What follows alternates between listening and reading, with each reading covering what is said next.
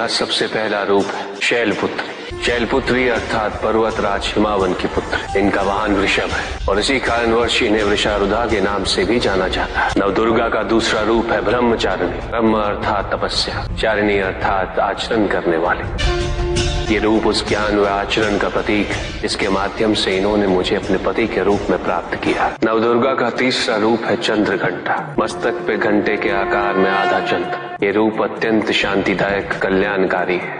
विभिन्न प्रकार के अस्त्र और शस्त्र इनकी 8 भुजाओं में सुसज्जित है। इनका तीसरा नेत्र सदैव खुला रहता है। चंद्रघंटा का वाहन सिंह है। ये युद्ध करने हेतु सदैव तत्पर रहती है। इनकी आराधना करने से निर्भीकता और वीरता के साथ ही सौम्यता और विनम्रता का विकास निश्चित है। ये जो मृत्यु देती है वो सुख कारक और निर्भय अवस्था में होती है। इनकी मंद मंद हंसी से संसार का जन्म संभव होता है। यह है नवदुर्गा का चौथा रूप जिसे कुष्मांडा के नाम से जाना जाता है। अष्टभुजा, शस्त्रधारिणी, व्याघ्रवाहिनी, हिरण्यवर्णा।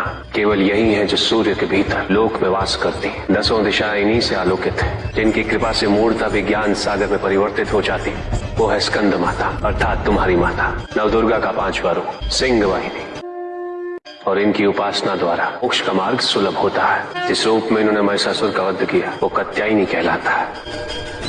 इनकी आराधना करने से अर्थ, धर्म, काम और मोक्ष फलों की प्राप्ति होती है। श्याम रंग, खुले केश, एक हाथ में लोहे का कांटा और एक में खड़ग, जिनका आशीष शुभों का कर्ता और कारक है।